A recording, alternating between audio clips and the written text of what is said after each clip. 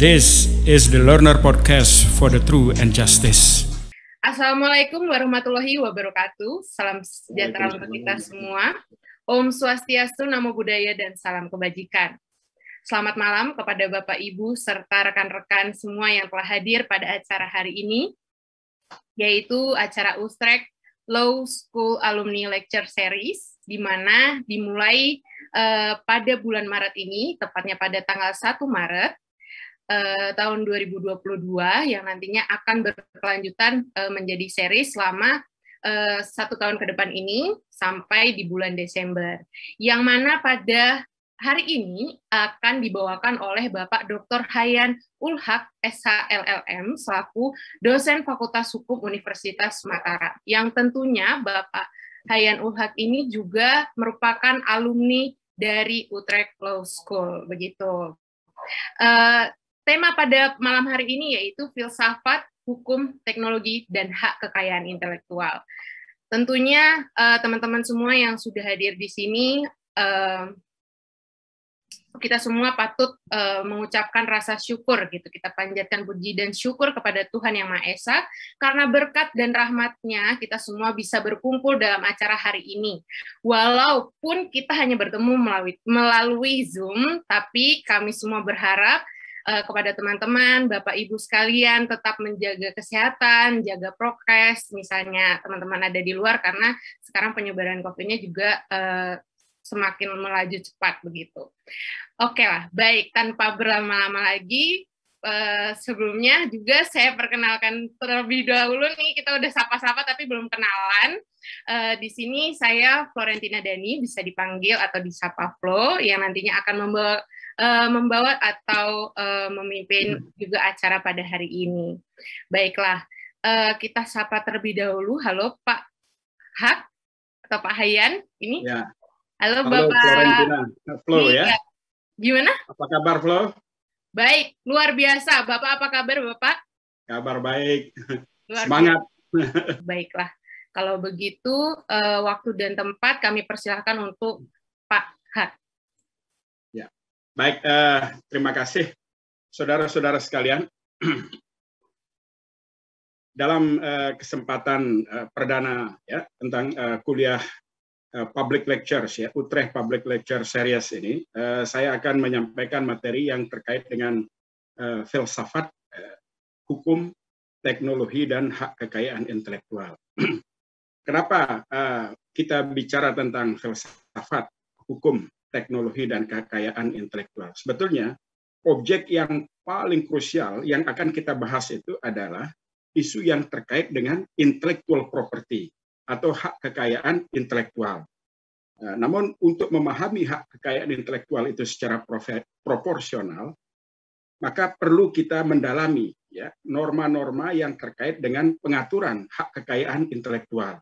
Lalu di mana posisi intellectual property itu di dalam konteks kebendaan, ya, di dalam konteks property rights. Ya.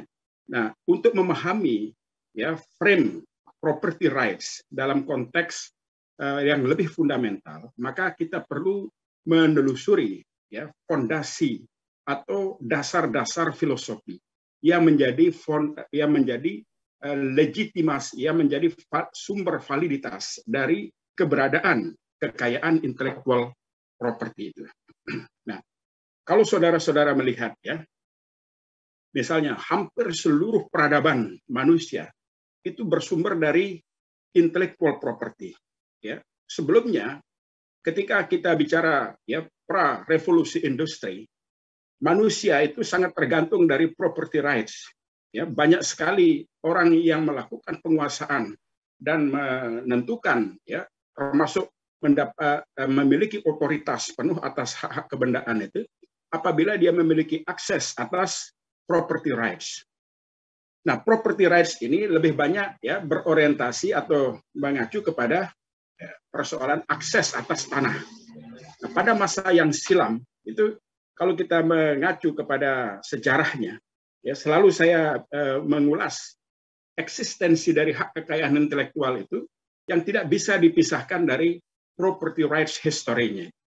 Nah, pada masa yang silam saya katakan seluruh properti yang dimiliki oleh manusia yang ada di wilayah ya kerajaan-kerajaan itu dimiliki hanya oleh raja. Kenapa demikian? Karena kalau kita melihat ya historical philosophy, hanya raja yang memiliki otoritas, yang memiliki kekuasaan atas properti pada masa Renaissance era. Ini di dalam catatan yang ditulis oleh Karl Hess ya.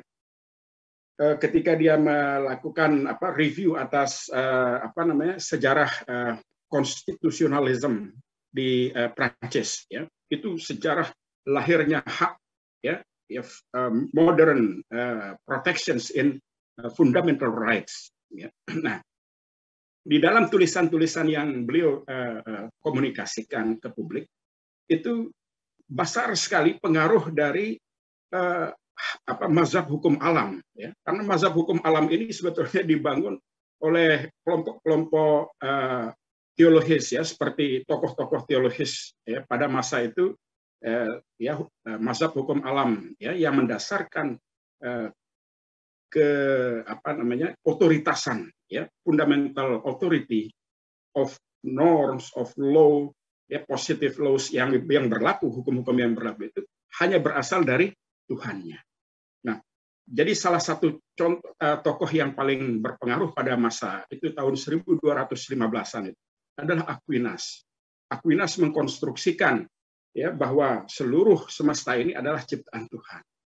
Nah, karena Tuhan pada dasarnya memiliki karakter ya kebaikan, kebenaran, keindahan, kejujuran dan seterusnya, maka Tuhan yang semua manusia yang merupakan ciptaan Tuhan harus menyukai kebaikan, kebenaran, kejujuran, dan seterusnya. Nah, oleh karenanya, untuk mengetahui nilai-nilai kebaikan, kebenaran, dan kejujuran itu dikonstruksilah norma-norma yang berasal dari Bible. Ini sejarah dari canonic law itu, ya, hukum yang bersumber dari kitab suci. Nah, pada masa itu, ya, semua raja-raja yang berkuasa di seluruh Eropa itu mendapatkan legitimate atau endorsement itu dari Vatikan. Sampai akhirnya sangat berkuasa dan bahkan dia mengklaim dirinya sebagai wakil Tuhan di muka bumi. Nah, itu konsep ya raja. Sehingga Raja King Dunorong itu karena raja itu berkarakter ya sebagai wakil Tuhan di muka bumi. Karena dia menjadi wakil Tuhan di muka bumi itu dipahami oleh kelompok-kelompok mazhab hukum alam. Dia memiliki kekuasaan yang tak terbatas. Itu yang digambarkan oleh Karl Hess itu sebagai absolutist monarch. Ya, ajaran dari absolutist monarch ini berlangsung selama berabad-abad. Dari abad ke-12 ya, bahkan sebelumnya yaitu sampai dengan abad ke-16 ya, lahirnya pemikiran-pemikiran yang melakukan koreksi atas mazhab hukum alam itu. Nah, itu disinilah pada masa itu hak-hak manusia. Jadi kita belum bicara hak ini pra-intellectual property yang saya bilang. Jadi hak atas kekayaan intelektual itu belum ada pengakuan. Baru hak untuk mendapatkan pengapresiasian, ya, pengakuan terhadap hak manusia untuk mendapatkan harta. Hak manusia untuk dapat mengelola harta itu. Hak manusia untuk mengembangkan harta itu. Hak manusia untuk mengembangkan pikiran-pikirannya. Nah, karena pada masa yang silam, manusia tidak memiliki hak. Semua hak itu dimiliki oleh sang raja. Bahkan pikiran-pikiran manusia, hasil-hasil pikiran manusia itu bukan milik manusia itu sendiri, tetapi dimiliki oleh sang raja tadi. Nah, rajalah yang berhak untuk mengelola. Karena apa? Karena manusia itu ciptaan Tuhan. Sebab seluruh hasil dari apa yang diciptakan oleh manusia itu karena bersumber dari kemahakuasaan Tuhan, karena kemurahan Tuhan. Maka sebagai wakil Tuhan di muka bumi, raja yang berhak untuk mengelola dan mengoptimasikan. Itu sebabnya dulu di dalam bukunya Karl Hess itu dia ceritakan banyak karya-karya yang dibuat oleh para pemikir, para kreator dan inventor pada masa yang silam itu seluruh outputnya itu dikontrol sepenuhnya oleh raja dan diserahkan kepada publishers. Nah, ini kalau kita melihat ya sejarah dalam Elizabethan Age. Jadi di situ disebut di pengaruh dari property rights itu di masa Elizabeth. Elizabeth itu pemimpin di Inggris, ya, termasuk juga ketika konvensi nasional di Paris tentang perlindungan, ya, ke sovereignty of rights, ya, sovereignty of rights tadi. Itu pada tanggal 17 Juli tahun 1793, konvensi nasional di Paris itu memberikan pengakuan, ya, terhadap hak dari setiap manusia. Itu yang dia sebut sebagai author's right, hak atas karya-karya dari para penulis. Makanya kita mengenal author rights, ya, bukan hanya sekedar hak cipta. Author rights itu karena dia melekatkan hak moral di dalamnya. Nah, tetapi ketika kita melihat, ya, di Elizabethan Age itu, di Inggris itu, di situ juga ada pengakuan di mana seluruh hak yang ada itu dulu tidak dimiliki oleh hak dari pencipta, tapi dimiliki oleh publishers, ya. Publisher lah yang diberikan hak oleh Elizabeth tadi untuk melakukan pengelolaan, pemanfaatan, dan pengoptimasian terhadap produk-produk kekayaan intelektual itu. Nah, ini berlangsung terus sampai saya sebutkan tadi dari era Renaissance sampai akhirnya pada tahun Revolusi Prancis. Ini menarik ketika kita memahami fondasi rights itu sebelum kita bicara tentang hak kekayaan intelektual dan ruang lingkup kekayaan intelektual. Jadi kita bicara tentang fondasinya dulu, yaitu the foundations of rights tadi. Bagaimana asal usulnya pengakuan terhadap hak itu. Nah, di dalam sejarahnya itu dikatakan sekitar tahun 1642, itu di eranya John Locke. Itu John Locke sudah melakukan provokasi, ya, untuk membangun kesadaran kolektif masyarakat di Eropa itu supaya terbangun dari kesadaran terhadap hak-hak fundamentalnya, supaya terbangun, ya, dari kegelapan, ya, di dalam absolutis monark tadi. Karena setiap orang itu tidak berani melakukan deklarasi atas hak-haknya. Semua itu milik raja tadi. Bahkan binatang-binatang yang ada di hutan seperti rusa dan lain itu milik raja. Bahkan kalau ada orang yang memburu rusa dari kalangan orang-orang awam, itu bisa hukumannya hukuman mati terhadap property atau owners of the kings, seperti itu. Properti raja. Bahkan manusia yang hidup di eranya absolutis monark yang berada di wilayah kekuasaannya itu properti jiwanya itu milik raja. Itu yang digambarkan betapa mencekamnya kehidupan pada masa sebelum hak hak individual itu diperkenalkan. Nah, sekitar tahun 1642 itu berkembang pemikiran-pemikiran. Ya, salah satu di antaranya yang terkenal itu dan dianggap paling fundamental itu adalah pemikirannya John Locke yang terkonstruksi di dalam bukunya yang bernama Second Treatise. Second Treatise itu di dalam paragraf 27 sampai paragraf 32, ya, itu intinya itu memberikan gambaran bahwa hak yang diusahakan oleh setiap manusia, ya, itu adalah hak kodrati yang harus dihormati oleh semua bangsa yang beradab. Jadi hak kodrati itu hak yang berasal dari Tuhannya, ya.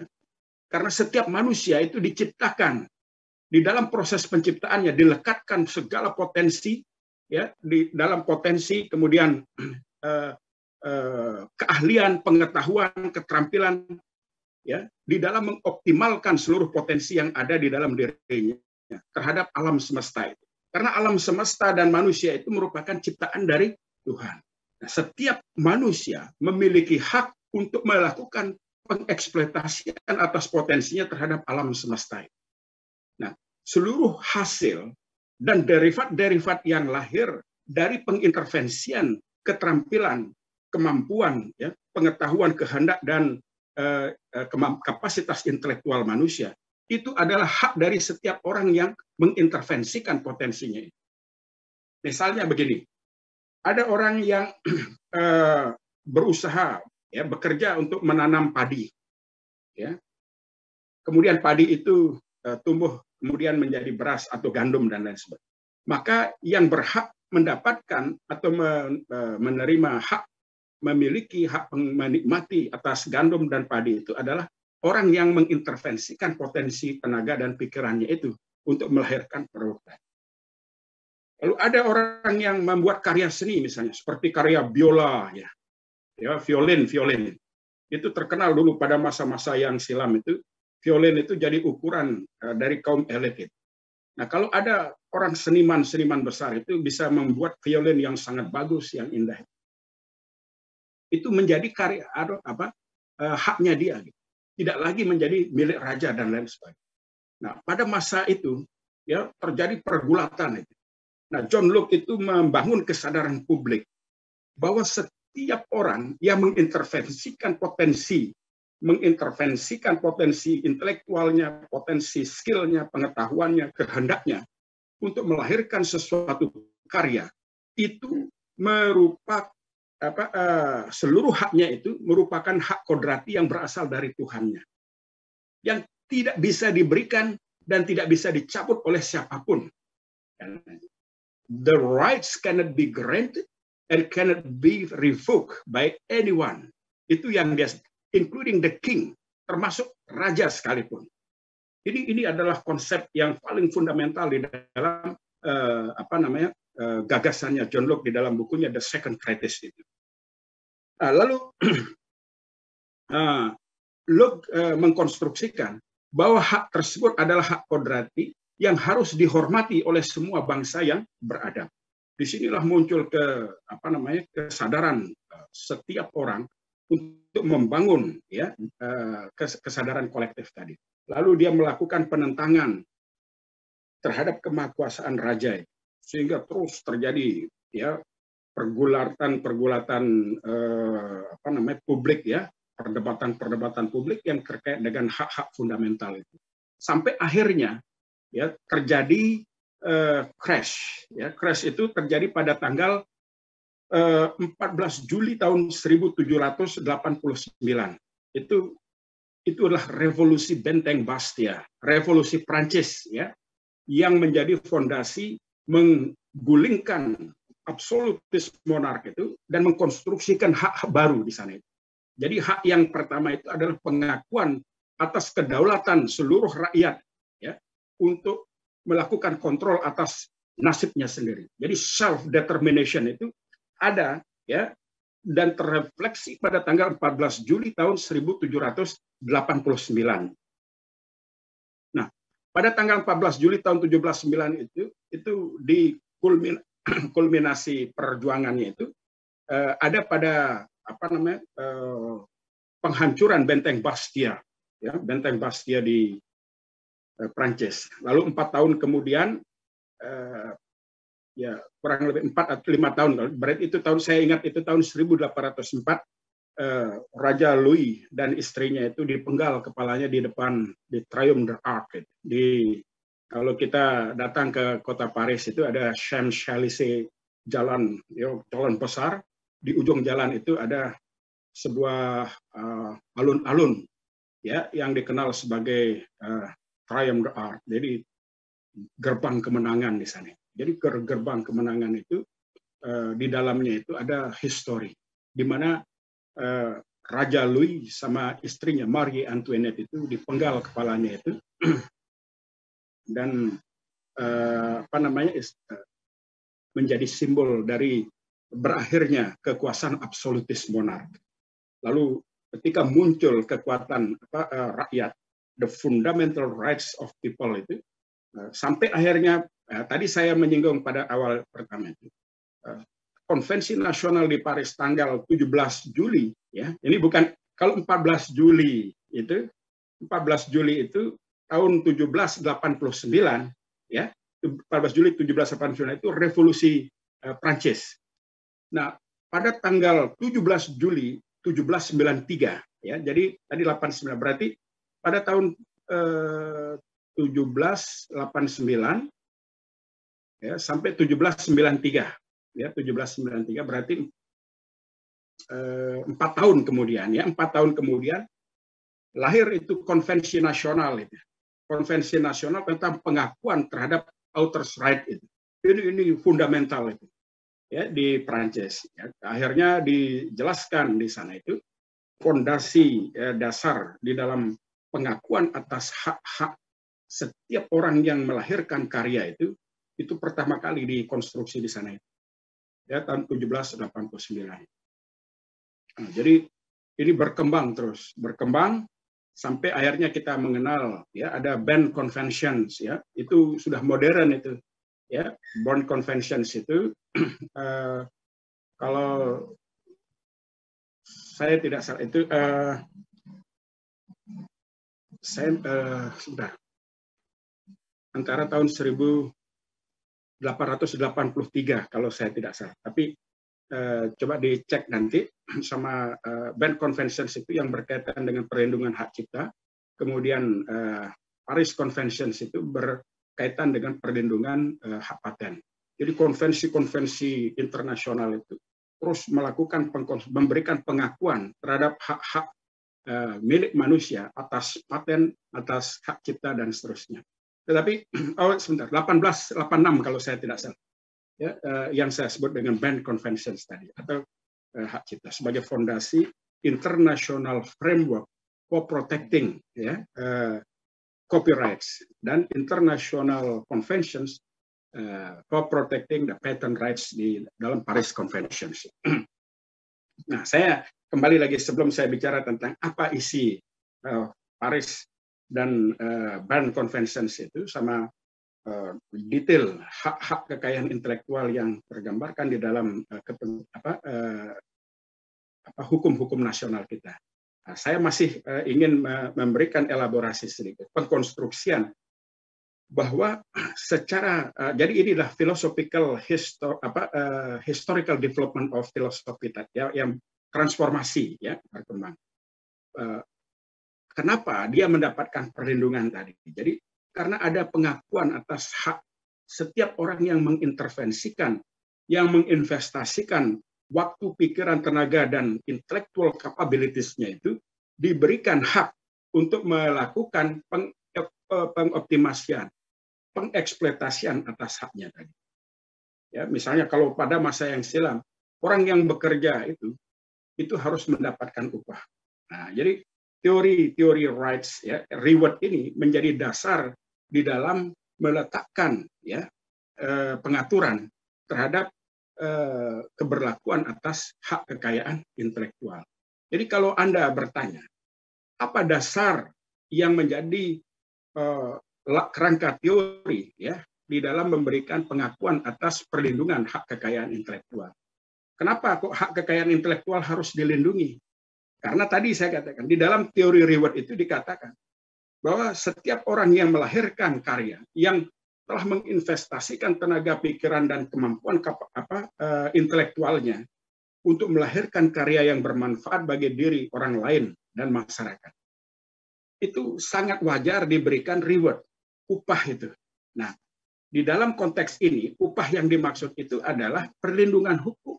Sehingga setiap orang itu dapat melakukan pengeksploitasian atas karyanya tadi. Siapa yang memberikan perlindungan hukum? Di sini adalah negara. Jadi negara di dalam undang-undang kekayaan intelektual, baik itu undang-undang hak cipta, undang-undang paten, undang-undang merek dan indikasi geografis, undang-undang desain industri, undang-undang rahasia dagang, undang-undang plant varieties, ya, keanekaragaman hayati, undang-undang perlindungan keanekaragaman hayati, undang-undang tentang integrated circuits dan lain sebagainya. Itu semuanya ya dapat diberikan dan wajar itu diberikan perlindungan itu oleh negara. Negara yang memberikan penjaminan terhadap setiap orang yang memiliki kreativitas tadi untuk bisa memanfaatkan, mengeksploitasi dan mengoptimasikan karyanya tadi untuk kepentingan dirinya. Jadi mendapatkan reward. Nah, di sini ini titik balik ya yang saya singgung sebagai ada persoalan yang saya sering perkenalkan konsep tentang danger inner logic di dalam perlindungan hak kekayaan intelektual. Karena apa? Karena ketika setiap manusia yang berkarya itu mendapatkan perlindungan hukum, ya dia bisa dia berhak untuk mengeksploitasi haknya, hak individualnya. Dia berhak untuk mengoptimasikan hak individualnya. Tetapi ketika manusia itu dan ini memang adalah sesuatu yang benar, kata publik. Jadi dalam hal ini, ketika manusia diberikan hak untuk memperoleh perlindungan hukum dan mengoptimasikan karyanya tadi, itu diikuti oleh endorsement, diamini oleh publik. Jadi seluruh komunitas publik itu memberikan endorsement bahwa memang benar diakui setiap orang yang melahirkan, yang telah menginvestasikan waktu, tenaga pikiran, dan kapabilitas intelektualnya itu diberikan hak ya untuk melakukan pemanfaatan, pengeksploitasian, dan patut diberikan perlindungan. Jadi publik itu memberikan pengakuan. Nah, namun ada titik liukan yang sangat kritis di sini. Ketika publik itu mendapatkan memberikan pengakuan dan hak itu dikuasai oleh individu, tetapi pada gilirannya ternyata di dalam praktek perkembangannya hak-hak individual itu ya menurut para ahli intellectual property itu sebetulnya jarang yang dimiliki oleh individu itu, lebih banyak dikuasai oleh korporasi ya, perusahaan-perusahaan yang besar itu termasuk di bidang industri otomotif, di bidang industri farmasi, di bidang industri obat-obatan ya, industri IT dan itu lebih banyak dikooptasi oleh perusahaan. Jadi para kreator, para jenius itu hanya menjadi pekerja. Dia hanya diminta untuk bekerja, melakukan pekerjaan seperti ini. Tetapi outputnya, hasilnya itu adalah milik korporasi. Nah, begitu juga ketika kita melihat banyak individual creator, ya, inventor di bidang obat-obatan, itu memiliki kemampuan untuk melahirkan karya-karya yang bermanfaat bagi kemanusiaan, melahirkan obat-obatan yang baik. Tetapi individu itu hitungannya hanya pegawai, tukang yang dikooptasi oleh korporasi. Korporasi yang melakukan penguasaan, bahkan hak-haknya itu ditentukan oleh korporasi. Nah, hak atas paten itu dikuasai oleh perusahaan. Nah, perusahaan yang melakukan pengeksploitasian atasnya. Hal ini sudah terjadi berulang-ulang. Kita misalnya melihat pada masa Nelson Mandela itu sekitar tahun 1995 sampai 1998 itu menghadapi kesulitan yang amat sangat karena ketika itu HIV ini satu kasus ya dalam catatan sejarah. HIV itu semacam virus HIV ya yang menyebar penyakit AIDS, penurunan imunitas. Itu HIV itu banyak sekali diidap ya. Istilahnya itu masyarakat Afrika Selatan itu menderita ya karena banyak sekali di masyarakat hampir 5 juta ya rakyatnya itu terkena ya HIV ya virus HIV itu terinfeksi HIV teridap HIV itu. Nah, kalau kita menggunakan standar yang normal ya seperti penguasaan ya, obat pada masa itu dikuasai oleh korporasi. Itu harga obat itu pada masa itu tercatat yang ditulis oleh Kalvajik Singh itu lebih dari kira-kira $15.000 per orang per tahun atau boleh dikatakan sekitar pada masa itu 150 juta rupiah per orang per tahun. Artinya apa? Orang ya yang terkena HIV itu kalau dia mau survive pada tahun kedua maka dia harus memiliki uang sebesar minimal 150 juta rupiah untuk bisa sekedar beli obat tadi.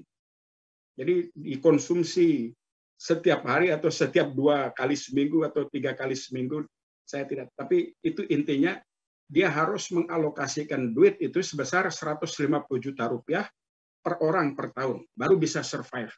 Kalau tidak punya uang, itu kalau kena HIV itu habis itu tinggal nunggu aja siap-siap baca Yasin di rumahnya itu. menghadapi sakratul maut. Gitu.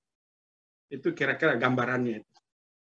Nah, itu diilustrasikan ya betapa mencekamnya situasi pada saat. Karena pada saat itu Nelson Mandela itu meminta kepada peradilan internasional itu untuk melakukan ya akses atas formula AFC. Tapi korporasi juga mempunyai posisi. Dia katakan bahwa itu haknya dia, gitu.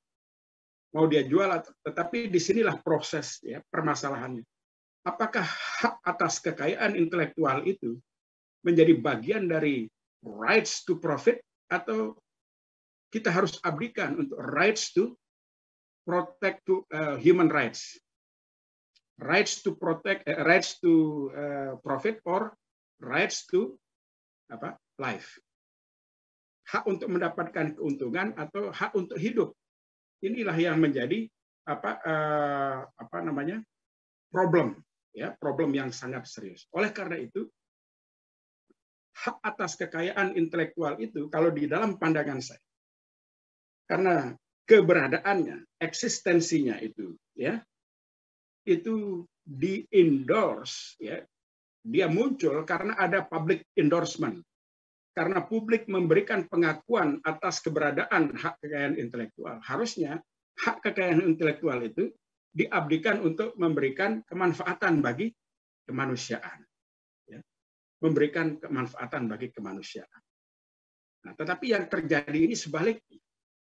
Justru ketika rights of intellectual property itu dikuasai oleh korporasi, dia menjadi ancaman terhadap keberlanjutan kehidupan manusia. Ini yang menjadi permasalahan. Sehingga harus di-challenge. Apa sesungguhnya esensi, ya, esensi teleologis, ya, esensi dari aksiologis, ya, atau tujuan dari hak kekayaan intelektual. Apakah untuk mendorong kemanusiaan, ya, mempertahankan keberlanjutan kemanusiaan, atau hanya sekedar mendapatkan keuntungan semata. Nah, ini menjadi pertanyaan-pertanyaan fundamental. Nah, tadi saya sudah katakan, jawaban saya itu harusnya hak kekayaan intelektual itu diabdikan untuk memelihara dan mempertahankan keberlanjutan kehidupan manusia. Bukan semata-mata ditujukan untuk melakukan pengeksploitasian atas keuntungan tadi. Nah, disinilah perlu adanya karya-karya intellectual property yang betul-betul bisa menjembatani antara dua kepentingan yang diametris tadi. Ada kepentingan profit dengan kepentingan kemanusiaan. Tapi dalam pandangan saya, kepentingan manusia mempertahankan kehidupan manusia harus lebih tinggi dibandingkan dengan kepentingan sekedar untuk mendapatkan keuntungan. Jadi di sini yang perlu kita koreksi. Nah, itu tadi saya katakan, ya, ketika hak fundamental tadi, hak atas kekayaan intelektual itu dikuasai oleh korporasi, ya, korporasi menjadi ancaman, ya, karena karakternya dia itu hanya untuk menangguk keuntungan. Dia bisa menjadi ancaman terhadap keberlanjutan kehidupan manusia. Jadi di sini saya katakan ada danger inner logic. Padahal hak itu sendiri ada karena ada public endorsement. Ada karena dukungan dari publik. Ya. Dukungan dari publik. Tetapi ketika dikuasai, ketika dia lahir dan muncul, ya, menjadi instrumen dari korporasi, dia menjadi monster yang dapat mengancam publik yang seharusnya, yang awalnya memberikan endorsement terhadap eksistensinya dia. Itu yang saya katakan ada danger inner logic di dalam konstruksi itu. Oleh karena itu kita harus mengembalikan, menggunting danger inner logic itu dengan cara-cara berpikir hukum yang benar. Kembali kepada fundamental aksiologisnya tadi. Tujuan fundamental dari kekayaan intelektual itu adalah untuk memberikan kemanfaatan, untuk memberikan perlindungan terhadap kepentingan manusia. Sementara hal yang berkaitan dengan instrumental rights, ya, seperti economic rights tadi, itu berada di dalam gradasi, ya, gradasi hak yang berada pada secondary, ya, secondary interest. Nah, tadi saya singgung ya, gradasi rights tadi, bahwa di dalam hak fundamental ya, hak atas kehidupan masyarakat. Jadi hak kekayaan intelektual itu pertama kali diabdikan harusnya untuk kemaslahatan kemanusiaan, baru ya keberuntungan hak untuk mendapatkan keuntungan atau kemanfaatan ekonomi. Bukan sebaliknya, hak untuk mendapatkan economic rights tadi ya menjadi dasar ya bagi pengancaman terhadap hak-hak manusia. Nah, ini tidak dapat dibenarkan di dalam cara berpikir hukum. Apalagi nanti kita masuk ke dalam konteks keindonesiaan. Nah, disinilah saya katakan, ketika hak itu ya mendapatkan pengakuan dan diakui oleh konstitusi, dia menjadi hukum. Nah, sekarang kita lihat ya, tadi kita sudah bicara pada aspek filsafatnya, bahwa hak itu diberikan perlindungan karena memang hak itu adalah hak kodrati yang melekat di dalam diri manusia, yang harusnya dilindungi oleh siapapun. Karena dia menjadi hak kodrati, maka negara berkewajiban untuk memberikan proteksi atasnya, ya, perlindungan atasnya. Nah, ketika negara mengkonstruksi hak itu ke dalam konstitusi, dia menjadi hukum. Salah satu di antaranya adalah hukum yang terkait dengan kekayaan intelektual. Nah, di dalam haknya itu ada di derivasi, di dalam baik itu undang-undang hak cipta, tadi saya sudah sebutkan, undang-undang hak cipta, undang-undang paten, undang-undang merek, indikasi geografis, undang-undang desain industri, undang-undang rahasia dagang, undang-undang perlindungan keanekaragaman hayati atau plant varieties, kemudian undang-undang perlindungan terhadap integrated circuits dan seterusnya. Itu menjadi hukum.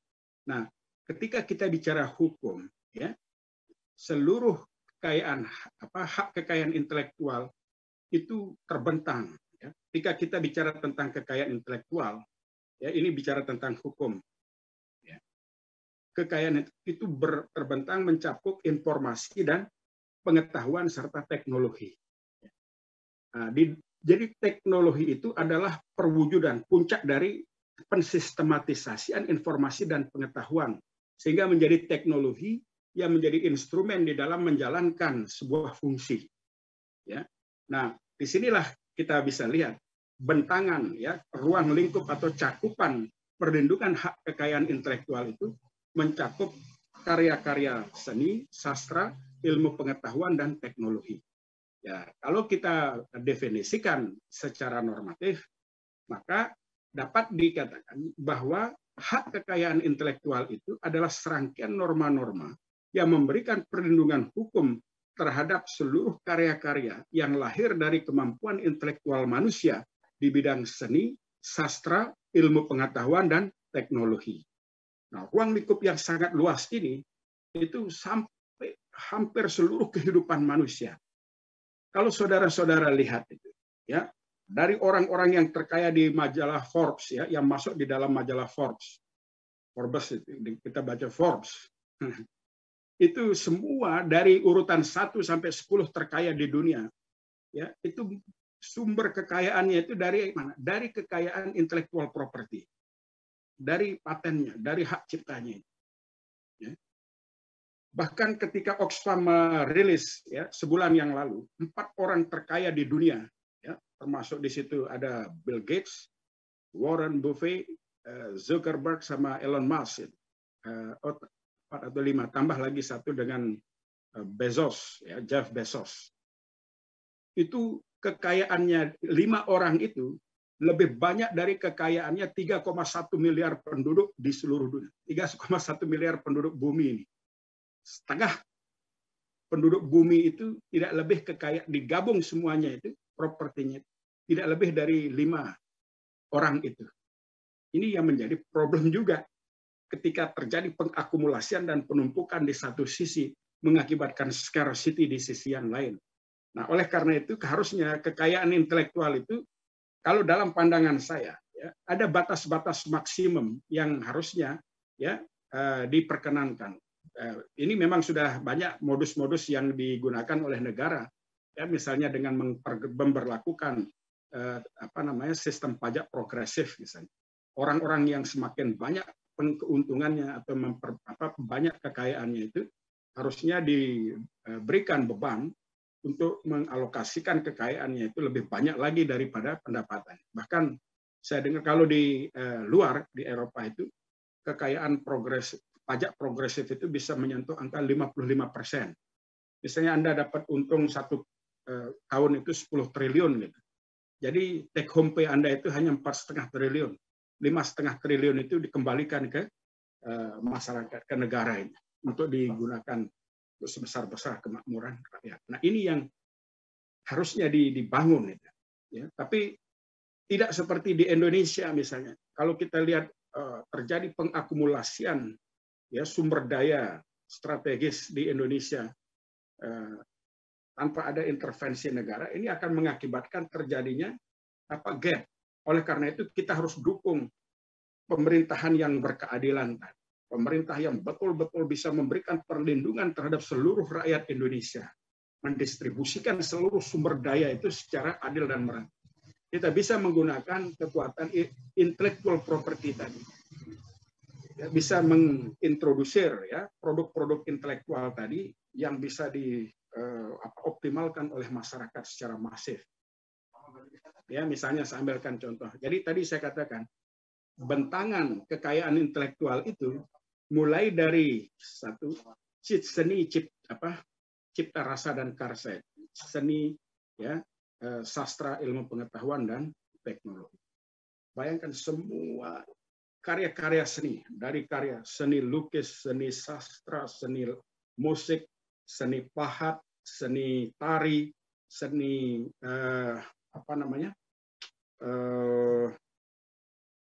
yang terkait dengan puisi, ya, puisi, novel, prosa dan lain sebagainya, karya-karya sastra itu bentangannya itu sangat luas. Bahkan di dalam seni itu bisa diderivat lagi, ya, derivatifnya itu bisa sampai lebih dari 36 produk-produk intelektual di bidang hak cipta yang bisa mendapatkan perlindungan. Belum kita bicara lagi tentang seni-seni yang diberikan perlindungan dalam karya-karya animasi. Sekarang ini sangat banyak. Nah, ini juga ruang lingkupnya sangat luas. Lalu di bidang teknologi. Teknologi itu mulai dari Anda baru tidur, kemudian bangun, sampai tidur lagi dan bangun lagi. Itu semuanya itu diliputi oleh produk-produk intelektual. Jika Anda misalnya, ambil contoh ya, bangun tidur ke kamar mandi sudah ketemu pasta gigi, ya, merek Pepsodent misalnya, atau merek Colgate misalnya, atau apalah, ya, Darky dan lain sebagainya. Itu berkaitan dengan hak atas merek. Isinya pasta itu dilindungi oleh paten, ya, karena dia membuat produk-produk tertentu yang memiliki ingredients yang memiliki fungsi untuk membersihkan gigi dan lain sebagainya. Ya. Kemudian desainnya itu dilindungi oleh desain industri. Kemudian tulisannya, ya, tulisan dari Darky, kemudian ada gambar yang diselingi oleh bintang iklannya dan lain sebagainya, itu dilindungi oleh hak cipta. Ketika Anda bicara tentang formulanya itu dilindungi oleh rahasia dagang dan lain sebagainya. Jadi hampir seluruh komponen di dalam kekayaan intelektual itu ada di dalam pasta gigi. Ketika Anda pakai sikat giginya itu sudah ada mereknya. Anda pakai sabun, ada juga mereknya. Ada perlindungan patennya, perlindungan produknya. Ketika Anda mandi, pegang kerannya juga pakai merek tertentu. Ketika Anda pakaian lagi, pakai baju, pakai kendaraan, semuanya pakai produk-produk yang disentuh oleh intellectual property. Ketika Anda makan siang juga makannya pasti ada produk-produknya yang dilindungi dan seterusnya. Sampai dengan Anda pulang, tidur lagi dan bangun lagi, itu bersentuhan dengan intellectual property. Jadi hampir seluruh aktivitas.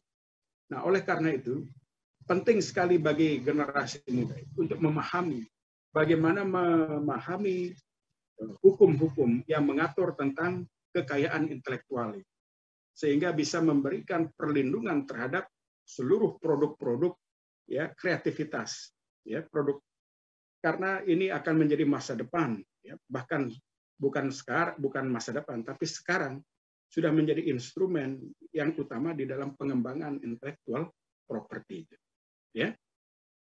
Nah, ini ilustrasinya. Kemudian kita lihat ya, secara normatif ya, hak kekayaan intelektual itu dibagi ke dalam dua bagian besar. Yang pertama itu ada hak cipta, yang kedua itu hak milik industri. Nah, hak cipta itu yang memberikan perlindungan hukum terhadap seluruh karya yang lahir di bidang seni, sastra, dan ilmu pengetahuan. Sedangkan hak milik industri itu adalah seluruh norma-norma hukum yang memberikan perlindungan hukum ya, untuk karya-karya yang lahir di bidang teknologi. Di situ ada paten, merek, indikasi grafis, desain industri, rahasia dagang, ya, integrated circuits, plant varieties atau keanekaragaman hayati, dan seterusnya. Nah, saya menjelaskan satu persatu ini. Kenapa paten? Paten itu adalah norma hukum yang diberikan ya untuk memberikan atas perlindungan hukum yang diberikan atas karya-karya yang lahir dari kemampuan intelektual manusia di bidang teknologi. Nah, jadi teknologi itu banyak sekali, ya, tidak tampak karakteristiknya itu tidak tampak. Tadi saya katakan teknologi itu adalah instrumen untuk menjalankan sebuah fungsi. Ya, misalnya ya sekarang saya ambilkan contoh teknologi lampu, ya, lampu bohlam ini. Dulu kita tahu ya Thomas Alva Edison hanya membuat bohlam ya untuk penerangan. Tetapi sekarang teknologinya lebih canggih, ya. Hanya dengan 3 watt kita bisa mendapatkan tingkat keterangan setara dengan 30 watt misalnya. Ya. Itu lebih hemat ya, nah, sehingga ada lompatan teknologi.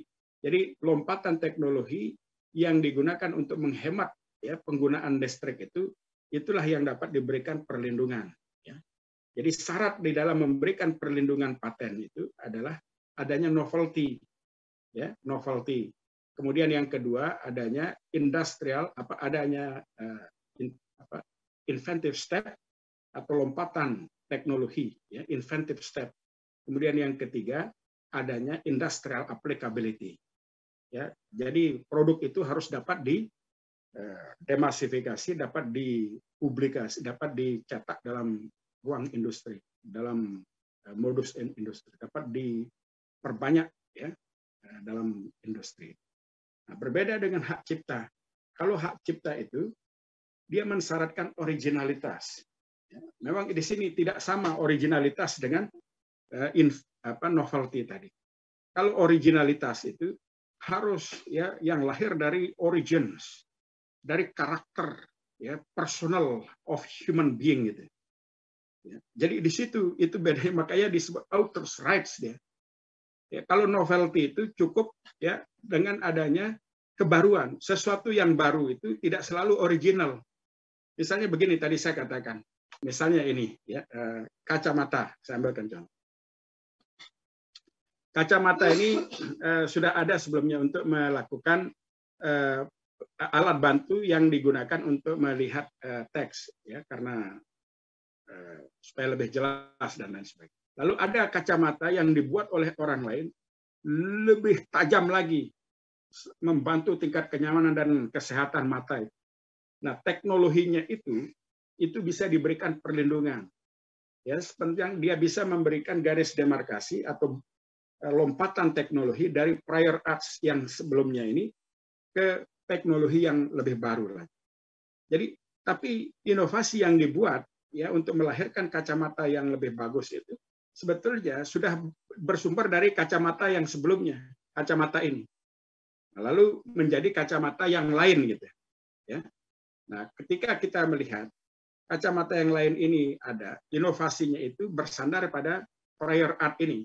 Itu namanya novelty di sana. Ada sesuatu yang baru, yang berbeda, dan memiliki inventive step, lompatan teknologi dari teknologi yang sebelumnya.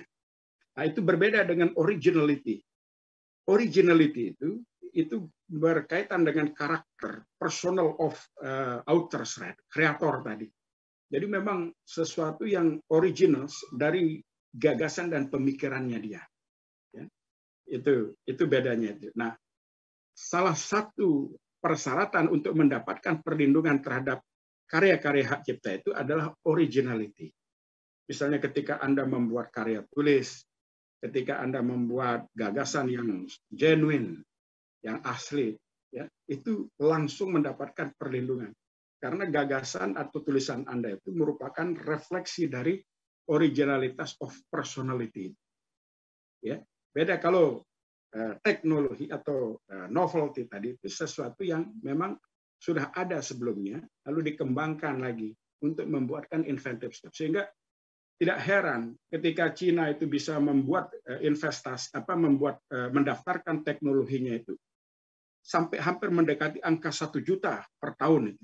Kita ini masih memang angka teknologi, angka paten yang jumlah paten yang didaftarkan di Indonesia sampai tahun 2020 itu setiap rata-rata per tahun ya, pada tahun 2020 itu saya lihat sekitar 2.828 kalau saya tidak, sekitar 2.800-an. Itu beda dengan di China, itu bisa sampai 900 ribuan. Bahkan China itu mendaftarkan paten jauh lebih banyak dari Amerika. Ya, pada dulunya, ya saya ingat itu tahun 1998 kita masih terkejut itu. Karena saat itu saya di Tokyo, diinformasikan oleh kawan di Jepang. Waktu saya melihat orang-orang Jepang di sebuah kantor ya, di sana itu Japanese Patent Office, kita diajak berkunjung. Itu ada orang ngantri. Saya pikir orang antre itu seperti orang menukarkan tiket, gitu ya. Antrean apa ini saya? Ternyata orang-orang yang antre itu adalah orang-orang yang antre untuk mendapatkan nomor antrean untuk pendaftaran patennya dan pendaftaran desain industrinya. Jadi begitu banyak setiap hari orang mendapatkan akses atas industri tadi. Akses atas setiap hari orang mendaftarkan dirinya untuk bisa mendapatkan paten. Lalu apa yang terjadi? Nah ini kan kita lihat itu sebetulnya antrean itu sangat panjang, ya panjang sekali.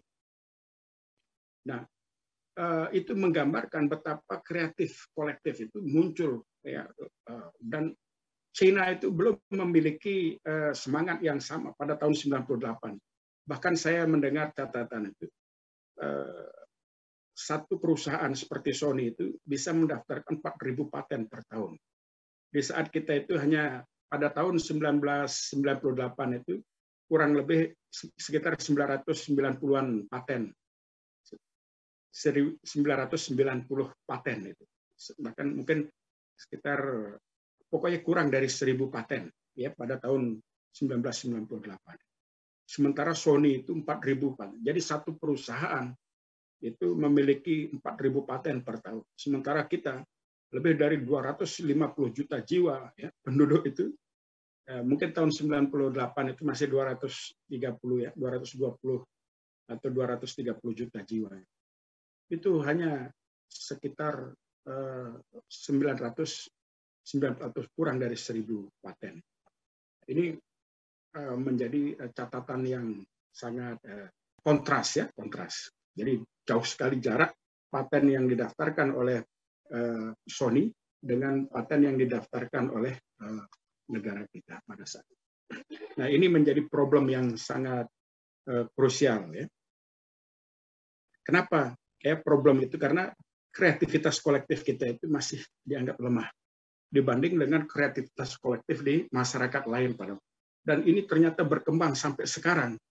Negara-negara lain sudah berkembang dengan pesat. Kita juga berkembang, tetapi masih lamban. Dari 900 menjadi 2.200 setelah 30 tahun, 20 tahun lah.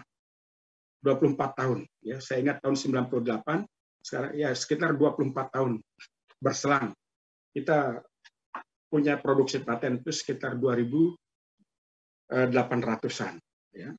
Hak cipta itu mensyaratkan adanya kreativitas, ya, dan harus ada originalitas, ya, originalitas atas personal rights tadi, personality tadi, untuk melahirkan karya sehingga karya-karya cipta itu dapat memenuhi persyaratan untuk dilindungi. Dan karakter di dalam perlindungan hak cipta itu, ya, sistemnya itu deklaratif, dia mengacu stelsel deklaratif. Artinya untuk mendapatkan perlindungan atas hak cipta itu tidak perlu didaftarkan, tetapi untuk keperluan kepemilikan biasanya atau pembuktian dan lain sebagainya. Ya, dalam perkembangannya saya lihat banyak, ya, para kreator atau para pencipta itu mendaftarkan ciptaannya, kemudian diberikan catatan, ya, diberikan bukti pendaftaran, catatan pendaftaran hak cipta tadi. Tetapi hakikat perlindungan hak cipta itu sebetulnya sudah dimiliki pada saat sang pencipta itu menyelesaikan karyanya. Itu berbeda dengan paten. Kalau paten itu baru mendapatkan perlindungan hukum, ya, setelah dia mendaftarkan. Karena apa? Paten itu mengacu pada stelsel konstitutif, bukan stelsel deklaratif.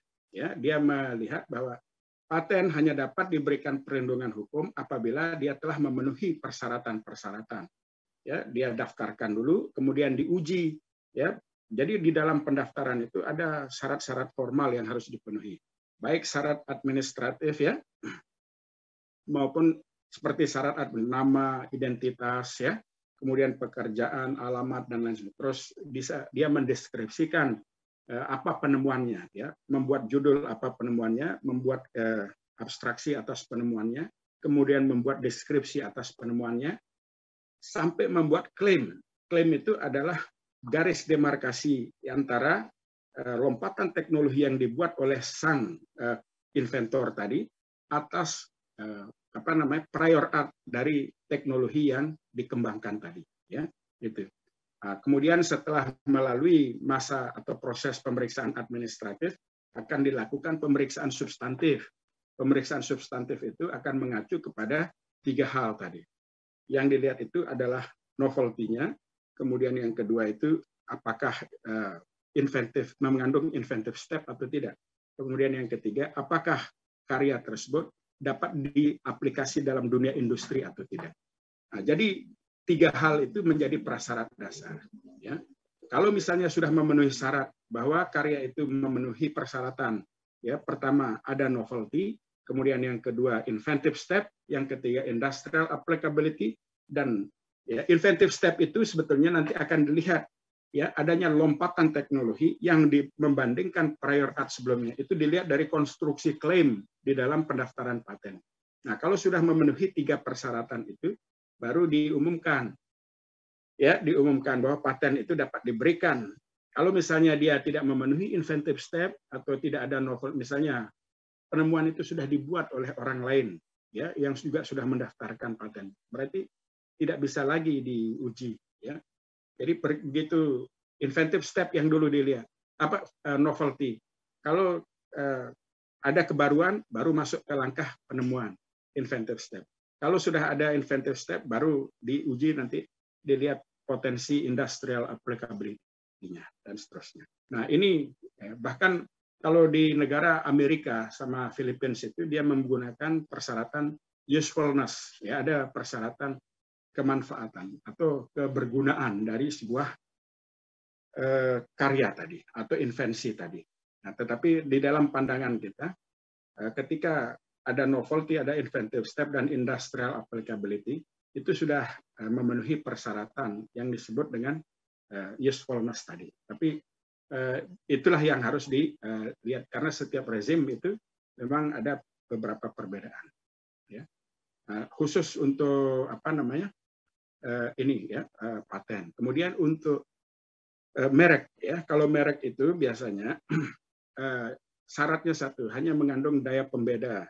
Ya, apabila satu merek dengan merek yang lain mengandung daya pembeda, jadi di sini publik itu bisa membedakan mana merek yang satu dengan merek yang lain, ya, baik itu dari warna, kemudian komposisi garis, komposisi huruf, komposisi bisa huruf, bisa angka, bisa garis, bisa lingkaran, bisa kotak dan lain sebagainya, atau kombinasi atas semuanya.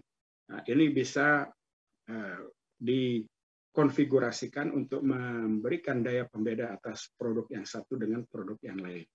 Nah, biasanya di dalam ini itu ada juga kalau di Australia itu ada sebuah jurisprudence sekitar tahun 1997-1998 itu jurisprudensi tentang perlindungan atas smell. Ya, smell itu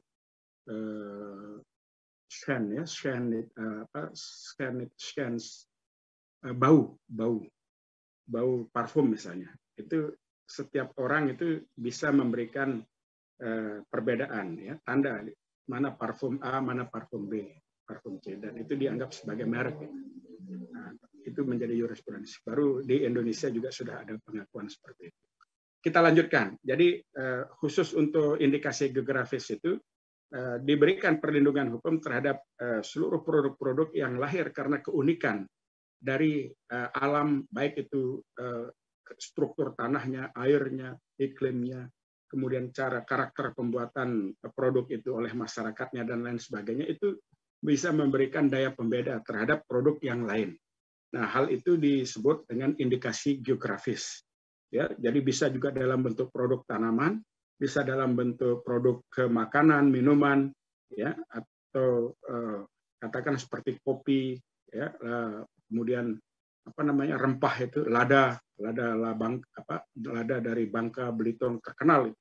Kemudian banyak sekali produk-produk atau kopi seperti kopi Mandailing Natal atau kopi Toraja atau kopi Gayo dan lain sebagainya, itu semuanya saya lihat dan saya cek itu sudah mendapatkan perlindungan dalam rezim indikasi geografis. Jadi ada keunikan yang memberikan daya pembeda antara suatu produk yang satu dengan produk yang lain.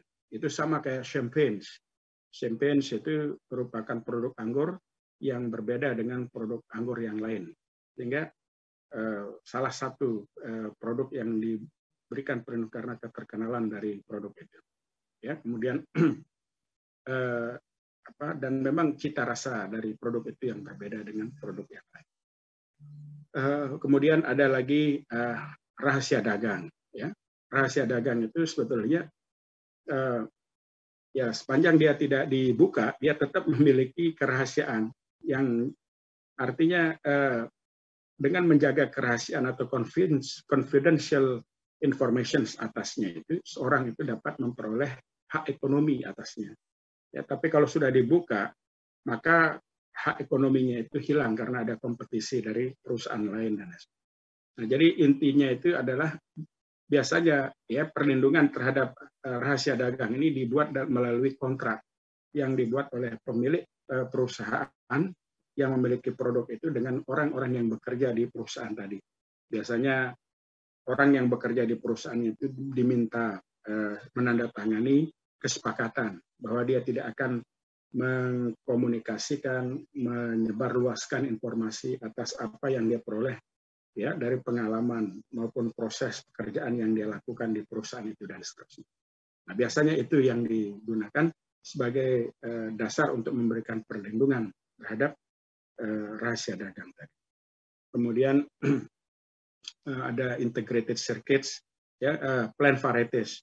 Plant varieties itu ya keanekaragaman hayati yang lahir dari proses laboratorium. Ya, kalau Anda lihat misalnya di Belanda, itu ada tulip. Tulip itu bukan satu warna. Ada banyak sekali warnanya. Bisa dia buat kombinasi-kombinasi warna hitam, ungu, kuning, oranye, merah, putih, dan lain sebagainya. Segala macam warna. Itu karena apa? Bukan karena proses alamiah, tapi karena didesain melalui laboratorium. Di dalam laboratorium itu dibuatkan desain-desain untuk melahirkan tulip-tulip yang beraneka warna dan memiliki harga yang beragam-ragam. Setiap satu bunch of tulip itu bisa sama dengan kita ya di sini berapa lah kira-kira 7 euro sampai 10 euro itu. Tergantung ikatan bunga itu biasanya, dan itu diperjualbelikan bukan hanya di dalam negeri, bukan hanya di Belanda, tapi juga di seluruh Eropa dan diekspor keluar. Bahkan satu-satunya mungkin pasar bunga terbesar di dunia, pelelangan bunga terbesar di dunia itu ada di Belanda, di daerah Den Haag, Delft ya, di sana itu pasar bunga, pelelangan bunga yang terbesar. Itu bunga-bunga itu lahir dari proses yang diintervensi di laboratorium. Ya, misalnya saya ambilkan satu contoh itu, ada satu produk durian. Durian Musang King itu, kalau kita lihat di dalam catatan neraca perdagangan di Malaysia dan Thailand, tahun 2020 itu, kedua negara itu mengekspor ya, Musang King ke China itu sebesar 600.000 ton, setara dengan kurang lebih 2,2 miliar dolar, ya, atau kalau dirupiahkan sekitar 30 triliun lah. Hanya dari dagang durian itu, yang didesain melalui benihnya itu dari lab. Ya. 2,2 miliar dolar per tahun dari 600.000 ton, ya, 600.000 ton Musang King. Nah, Indonesia itu membuka tambang, ya, ada tambang macam-macam, ada tambang emas, tambang nikel, tambang batu bara, tambang pasir, tambang macam-macam. Tujuannya untuk mendorong ekspor nasional, ya. Nah, mendorong ekspor nasional. Memang ada kenaikan dengan membuka tambang. Kenaikannya sebesar 35% dari ekspor nasional. Nah, itu nilainya sekitar 600 juta dolar, sepertiga dari dagang durian itu.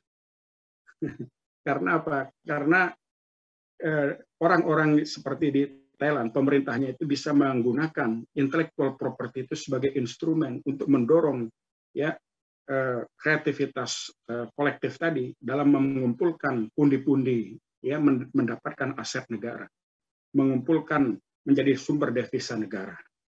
Nah, kita ini sudah merusak hutan, merusak alam, masih kita belum maksimal. Saya kira kita perlu ya berorientasi, merefleksikan ya orientasi tujuan-tujuan pengembangan sumber daya kolektif kita. Bukan hanya bersumber dari pengambilan sumber daya alam itu secara manual, tetapi bagaimana kita menggunakan sumber daya kolektif itu dengan kemampuan intelektual dan invensi-invensi, baik di bidang plant varieties maupun invensi-invensi yang lain ya di bidang bioteknologi itu, sehingga bisa menaikkan nilai tambah dari nilai sumber daya ekonomi nasional kita. Baru kita bisa melihat bahwa sumber daya intellectual property itu bisa menjadi instrumen utama di dalam pengembangan ya ekonomi kerakyatan kita, sehingga bisa meningkatkan pertama tidak hanya menjadi sumber ekonomi, sumber devisa, tapi juga menciptakan lapangan pekerjaan yang bisa mengoptimasikan potensi sumber daya kolektif itu, ya, agar kita bisa bertransformasi bersama. Bapak, terima kasih banyak kepada Prof. Dr. Hayyan Ul-Haq, SHLLM. Sambil menunggu, Prof. Nah, ini kan beberapa waktu yang lalu ini sedang happening banget, Prof. Di kalangan remaja begitu kan, di TikTok itu tuh ada yang namanya bisa ekspor. Nah, sesuai dengan yang Prof tadi sampaikan, itu kan ketika ada sesuatu yang viral gitu kan, pasti semuanya itu ikut-ikut gitu. Nah, itu barang yang diekspor itu kan beragam, baik itu mungkin kerajinan tangan, berupa sendal, atau mungkin hasil bumi begitu, yang nantinya itu misalnya si A gitu mengklaim itu barangnya dan kemudian mereknya dia buat sendiri gitu.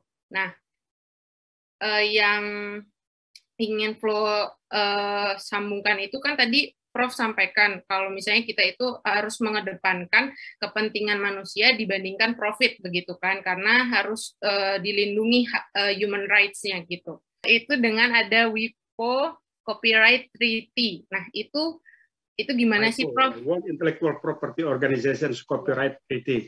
Iya, Traktat. betul. Nah, itu tuh gimana ya, Prof, untuk untuk yang seharusnya didapatkan oleh mungkin para petani atau pengrajinnya itu tuh ketika dia dapatnya harga murah padahal itu dijual bisa berjuta-juta, dan itu tuh maksudnya lebih mengedepankan profit daripada kepentingan manusia gitu. Ya, terima kasih, Prof. Mohon maaf kalau misalnya ada salah. Jangan ketawa ya, Masnya, para penonton. Mohon maaf kalau ada salah. Excellent. Jadi ini berbicara tentang the rights to protect for the weaker party, ya, memberikan perlindungan terhadap pihak yang lemah, ya. Karena banyak sekali orang-orang yang mempunyai produk, ya, kemudian dijual oleh justru middleman-nya yang mendapatkan banyak keuntungan, ya. Lalu bagaimana perlindungan kekayaan intelektual terhadap mereka? Nah, disinilah persoalan. Kita harusnya bisa memberikan perlindungan terhadap kekayaan intelektual mereka itu apabila dia diberikan identitas atas produknya. Jadi, Flo, kamu bisa sarankan kepada para kreator itu atau para inventor itu untuk berani memberikan merek sendiri terhadap produknya, kemudian atau memberikan identitas sendiri terhadap produknya, sehingga dia bisa menjual berapapun yang dia mau. Betul. Jangan menjual produknya lalu orang lain yang memberikan merek, kemudian orang lain yang menjual dengan harga berlipat-lipat. Ya, saya pernah lihat itu sebetulnya, ya. Kalau saya di Lombok itu ada sebuah desa namanya Banyumulak, ya. Pernah dengar itu daerah Empat Potri. Tahu Potri itu gentong kerajinan-kerajinan dari tanah liat. Dulu ada 3 sentra kerajinan potri yang dibina sama New Zealand, ya, pemerintah New Zealand dan Jepang. Gerabah ya, Prof? Gerabah. Itu kalau kita beli di Banyumulak itu harganya sekitar 100.000, mungkin 50.000 rupiah barangkali. Tetapi pada waktu itu saya lihat di Belanda, karena saya kebetulan berada di sana dan cukup lama di daerah itu, kemudian melihat para pemilik toko, ya, toko-toko barang seni dan kerajinan itu menjual produk-produk yang sangat klasik, unik itu. Tapi beragam-ragam harganya itu, ada yang murah, ada yang mahal. Nah, hanya saja saya lihat produk yang kita beli di sini misalnya 50.000 rupiah itu, di sana terjual dengan harga 900.000 rupiah. Nah, ini satu contoh. Tetapi kemasannya, ya, kemudian cara pengolahan pemasarannya, marketingnya itu memang berbeda dengan yang di sini. Kalau di sini kan dia membeli dengan harga istilahnya grosir. Kadang-kadang satu grosir itu misalnya satu kontainer yang dikirim ke sana lalu diolah, lalu diberikan merek, diberikan kemasan, diberikan finishing touch yang bagus. Itu nilainya sangat tinggi. Bisa sampai kalau 50.000 jadi 900.000, berarti hampir 20 kali lipat, ya, 18 kali lipat, kan? Betul. Nah, itu karena itu sebabnya kita perlu meningkatkan, ya, cara memberikan perlindungan itu adalah dengan mendorong mereka untuk mengembangkan produk-produk yang menggunakan finishing touch yang sempurna, lalu memberikan perlindungan terhadap intellectual property-nya, ya, baik itu memberikan merek sendiri atau memberikan membuat desain-desain sendiri yang memiliki keunikan, bahkan memiliki ciri, ya, sehingga tidak bisa ditiru oleh orang lain, ataupun kalau ditiru kita bisa melakukan gugatan atasnya karena mengakibatkan produk kita itu bisa di-ban kalau dia. Dulu ada satu kisah ini sebetulnya di Bali itu, kisah Swarti itu, tukang pengrajin perak itu. Dia pengrajin perak sama emas, ya. Memiliki karya-karya yang sangat indah dari karya-karya kreativitasnya. Ketika itu dia bisa menciptakan sesuatu yang unik. Nah, tetapi ketika orang turis-turis itu senang membeli produk itu. Nah, setelah banyak dia beli, banyak orang yang membeli dari luar negeri, ya. Tapi tanpa sepengetahuan dia, ya, karya yang dibuat oleh Suwarti itu, ya, itu sudah didaftarkan di APSTO, United States Patent and Trademark Office di Amerika. Sehingga ketika orang itu membawa produk dengan menggunakan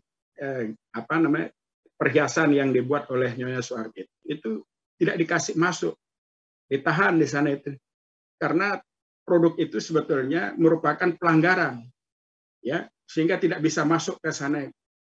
Karena apa? Karena produk itu sudah didaftarkan di United States Patent and Trademark Office. Kenapa itu bisa terjadi?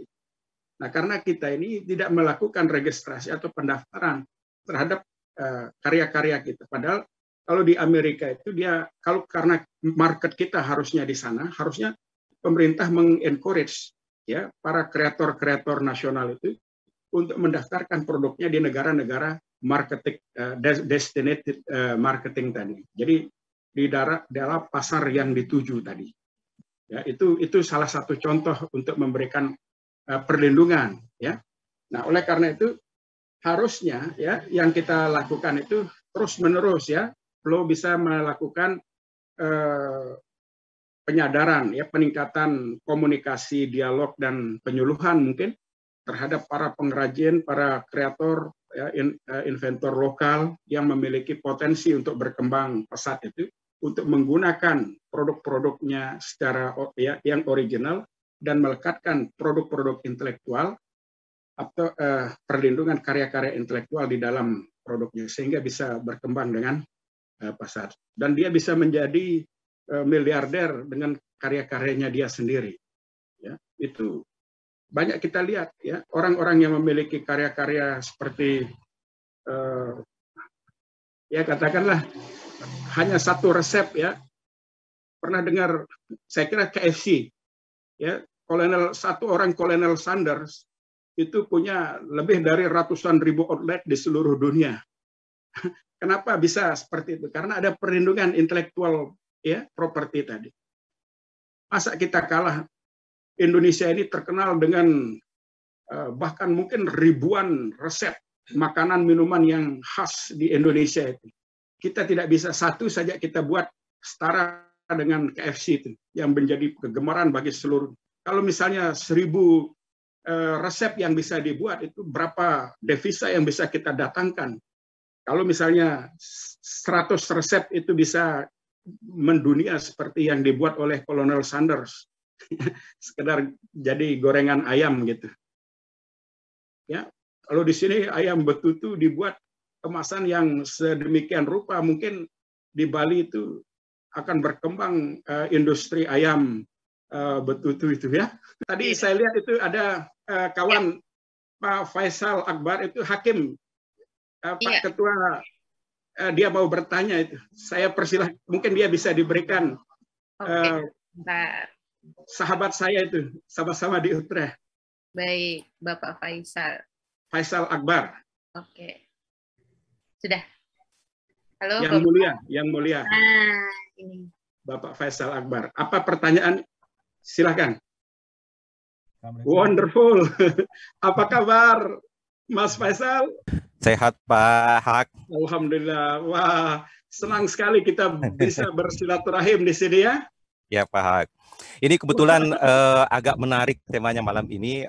Ada dua. Pertama, saya mau lihat dari perspektif ketiga tulisan disertasinya Pak Hak kemarin. Yang meta-nilainya sebenarnya diambil dari filosofi Pancasila kalau tidak salah itu hari. Betul. Untuk dengan apa namanya ini filosofi dasar daripada Hakim sangat individualistis itu. Nah ini sampai sekarang saya belum ketemu jawabannya, barangkali konklusinya Pak Hak kemarin itu bagaimana terhadap hal itu. Yang kedua, saya kemarin yang disertasi Pak Hak itu yang ada nilai meta nilai yang Pak Ahok angkat itu kan dari nilai Pancasila yang sangat komunal waktu itu kan. Kemudian kita coba perbandingkan dengan haki yang agak sedikit individualistis. Di mana kedua konsep sangat individual ini, di mana kedua konsep ini bertemu dalam Keynesian yang itu. Terus yang kedua, saya kemarin sempat melihat bahwa ada satu putusan dari Mahkamah Federal Australia bahwa artificial intelligence itu dikualifikasi sebagai inventor juga. Itu di putusannya Taylor melawan Komisioner Patent tahun 2021, di mana Mahkamah Federal menyatakan bahwa Undang-Undang Paten Australia tidak mendefinisikan secara jelas siapa itu inventor. Jadi Federal Court menyatakan itu bisa saja manusia atau itu bisa saja benda.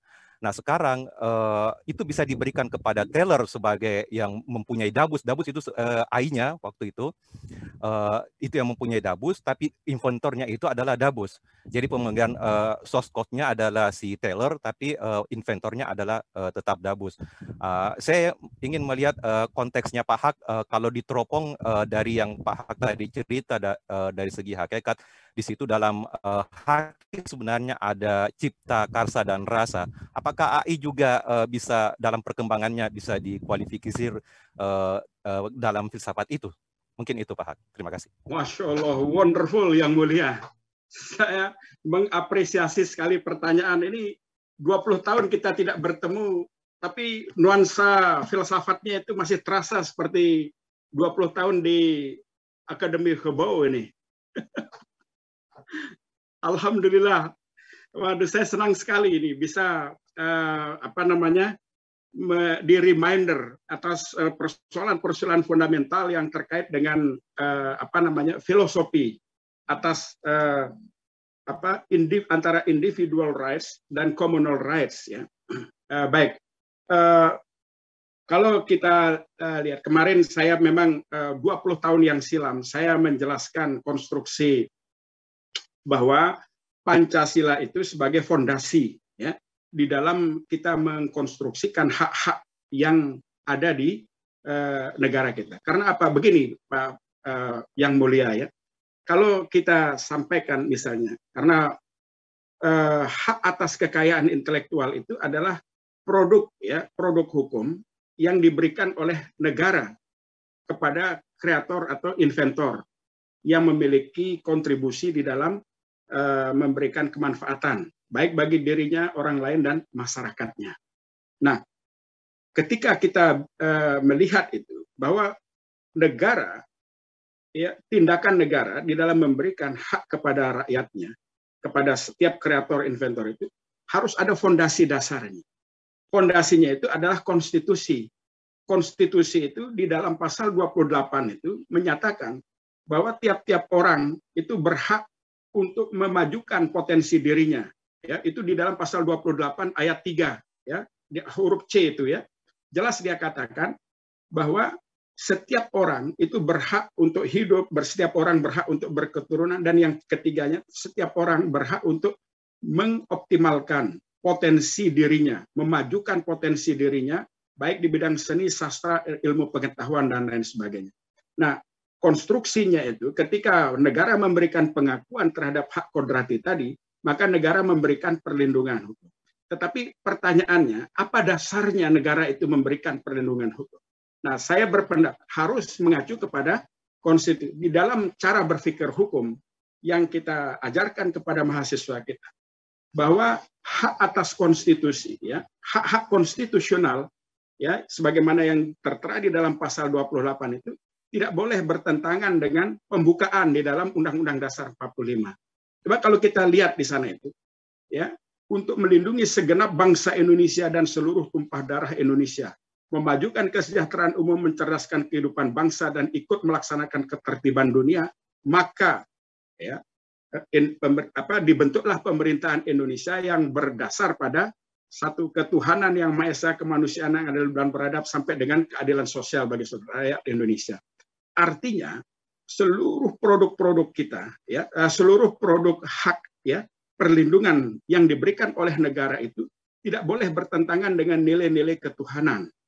ya nilai-nilai ilahiyah atau divine values itu seperti nilai-nilai kebaikan, kebenaran, keindahan, keserasian, keselarasan, keseimbangan, ya keberlanjutan itu adalah nilai-nilai ketuhanan, nilai-nilai divine values tadi.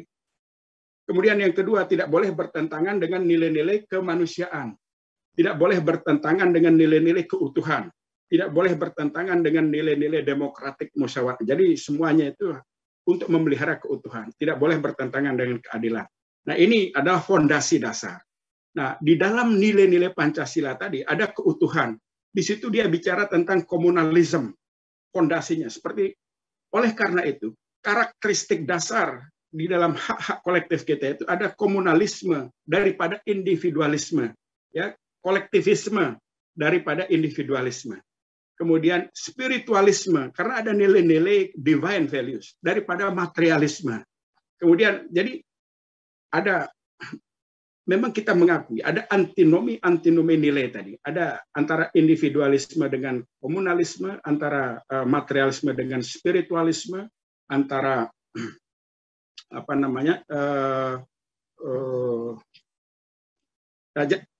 itu sebagai satu ilustrasi atau gambaran, ya. Jika kita melihat pada ada komunalisme dengan, maka yang harus didahulukan, ya, dalam konteks keindonesiaan kita itu adalah apa yang kita kepentingan komunalisme tadi, kepentingan kolektif, ya, kepentingan banyak orang, sebesar-besar kemakmuran rakyat. Bukan kita tidak mengakui hak individu tadi, ya. Jadi kesimpulan saya, kita tetap memberikan hak kepada setiap orang yang melahirkan karya intelektualnya itu. Tetapi di dalam pengeksploitasian karya tersebut, karya individual exploitation itu tidak boleh dihadap-hadapkan dengan, tidak boleh bertentangan dengan nilai-nilai kolektivisme, nilai-nilai kesejahteraan publik, nilai-nilai kemasyarakatan, nilai-nilai kepentingan publik. Apabila, ya, misalnya sekarang saya mempunyai penemuan, ya, saya punya invensi di bidang obat-obatan. Saya bisa saja mengeksploitasi obat saya itu untuk kepentingan kekayaan saya. Tetapi obat saya itu sangat dibutuhkan untuk mempertahankan 271 juta jiwa penduduk itu supaya tetap hidup. Ya, apa yang harus saya lakukan? Ya, pertanyaannya, apakah pantas, ya, jika saya mendapatkan keuntungan sebanyak-banyaknya dengan menyandra 271 juta jiwa itu? Jadi ketika ada berhadap-hadapan kepentingan saya sebagai inventor untuk mendapatkan hak individual tadi, ketika berhadapan dengan kepentingan kolektif, seharusnya kepentingan individual ini tidak boleh bertentangan, tidak boleh mengancam kepentingan kolektif tadi. Nah, oleh karena itu kesimpulan saya katakan, kita harus mendahulukan kepentingan kolektif tadi, kepentingan publik. Dan itu juga bersandar kepada cara berpikir hukum. Bahkan di dalam disertasi saya yang saya sampaikan, ya, ketika saya komunikasikan baik itu di Max Planck di Jerman, kemudian di Leuven, saat itu terjadi perdebatan publik, ya. Hak dia bilang, kepentingan publik itu kita juga mengenal di Eropa itu, public interest itu kita juga mengenal. Ya. Tetapi yang Anda sebutkan ini, apakah berarti itu akan menganulir hak-hak individu tadi? Dia bilang gitu. Nah, saya katakan tidak. Tentu kita menghargai hak individu itu, yang mulia, ya. Kita menghargai hak individu itu, tetapi pengeksploitasian hak individu itu tidak boleh mengancam apa yang kita sebut dengan kepentingan publik. Nah, di dalam pandangan saya seharusnya pemerintah bisa memberikan batas maksimum dan mengganti seluruh investasi yang telah dialokasikan oleh sang inventor tadi, kemudian memberikan keuntungan yang pantas, yang cukup gitu. Tetapi bukan menggunakan hak individu tadi untuk melakukan pengancaman terhadap keberlanjutan kehidupan manusia. Nah, itu cara berpikir hukum yang saya katakan kesimpulannya itu, kita memberikan pengakuan terhadap hak individu, tetapi di dalam pengeksploitasiannya, hak individu itu tidak boleh mensurpassing kepentingan publik yang nyata, begitu, yang ada, yang kita lihat bersama seperti ini. Terutama perdebatan itu sangat krusial ketika kita menghadapi isu vaksin COVID ini. Ya, saya kira Pak Faisal bisa mencermati ya perdebatan-perdebatan publik antara hak untuk mendapatkan keuntungan dari korporasi vaksin itu dengan hak untuk memberikan perlindungan terhadap keberlanjutan kehidupan manusia. Nah, dalam konteks ini saya berpendapat dengan ketegasan ya, dengan setegas-tegasnya saya katakan, kita tidak memberikan, tidak mengabaikan, kita tidak menegasikan hak individu itu. Tetapi pemanfaatan hak individu itu harus ya pertama kali bisa memberikan pengapresiasian, penghormatan dan perlindungan terhadap kepentingan publik ya, baru bisa setelah itu diberikan.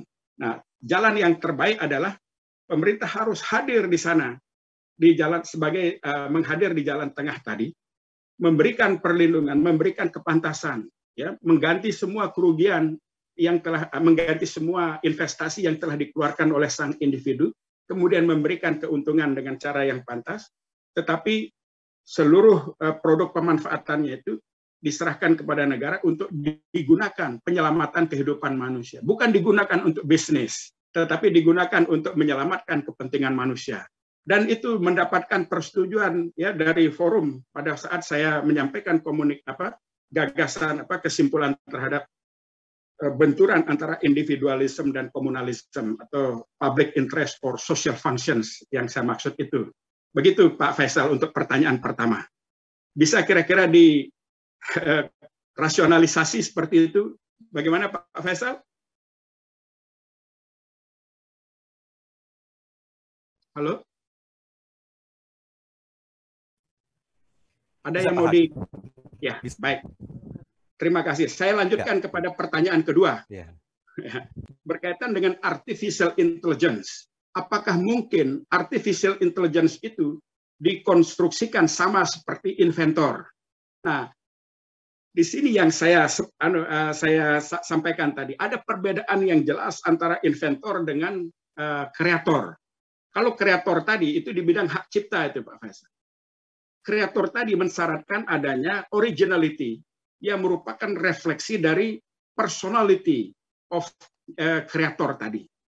Ya, itu yang tidak jadi personality itu sebetulnya melekatkan nilai di sana.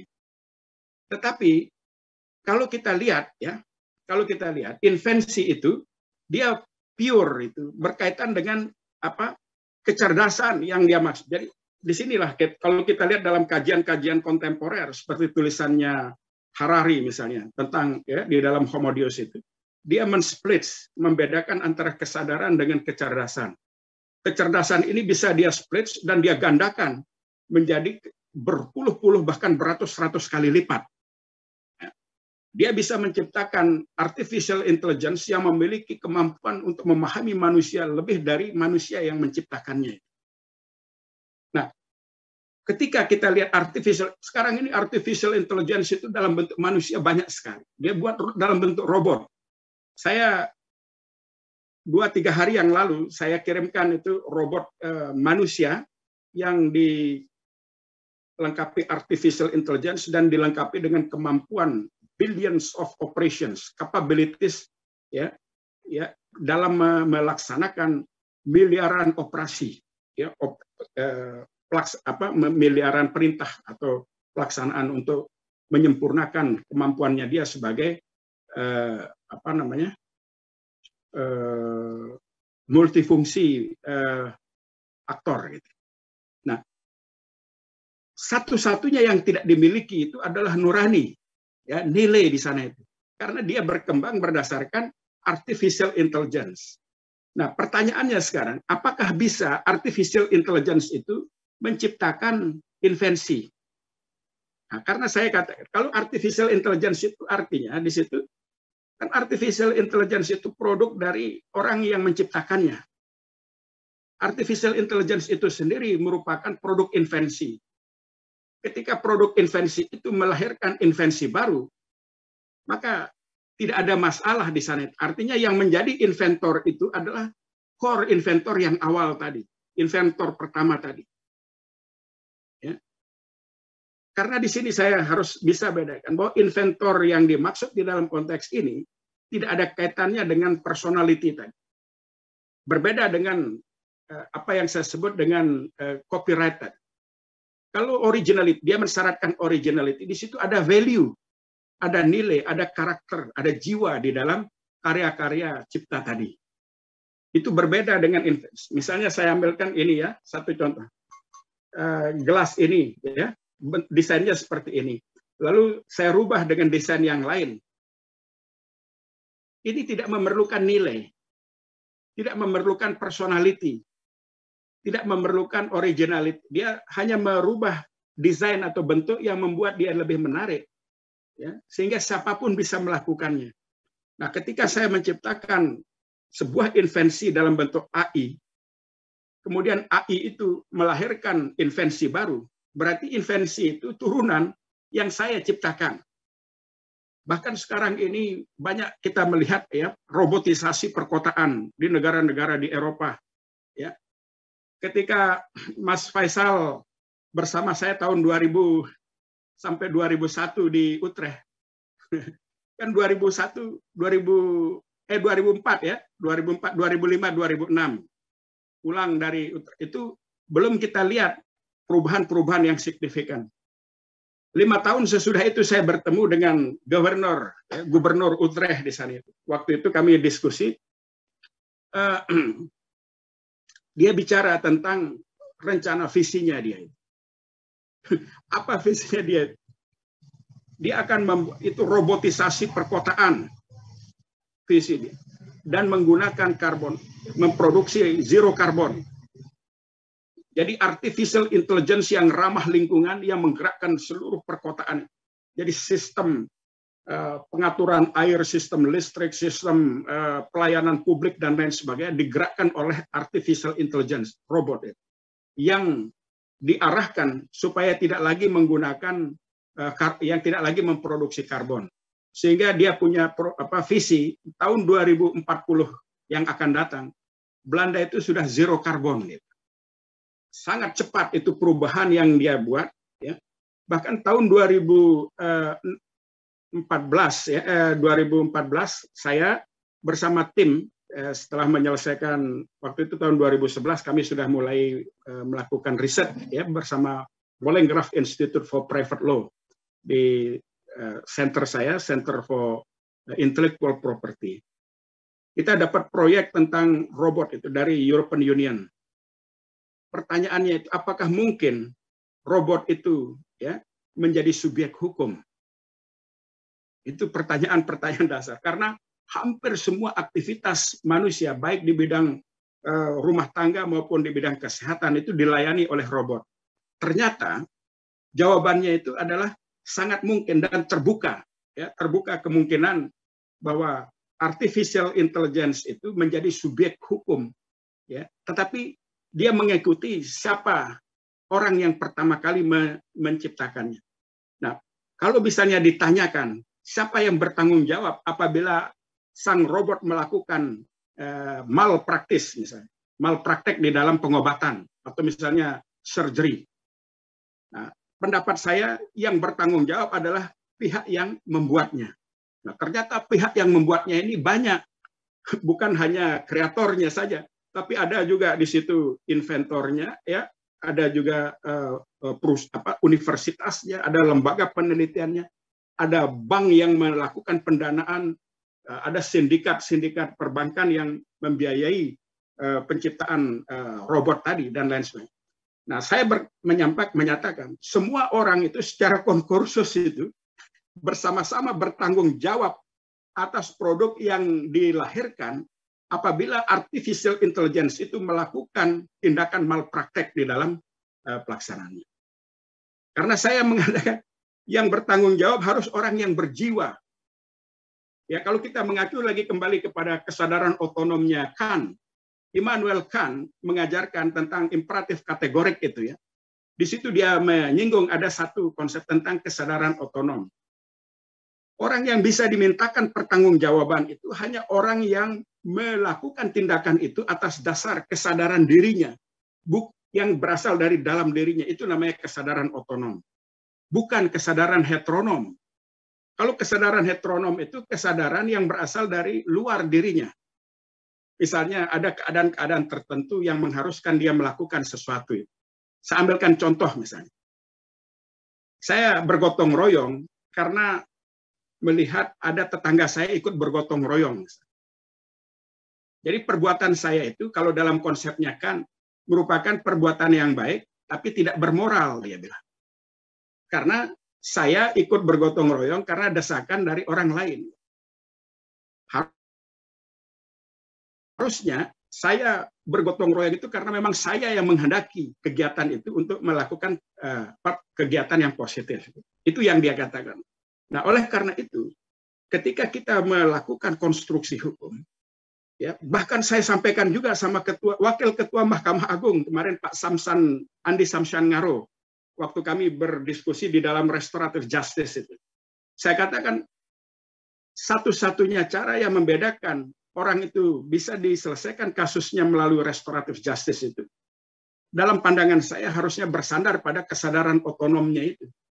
Hanya mereka yang melakukan kejahatan, ya, secara berdasarkan kehendak dirinya, itu yang tidak harusnya bisa diselesaikan secara berdasarkan ketentuan hukum yang berlaku.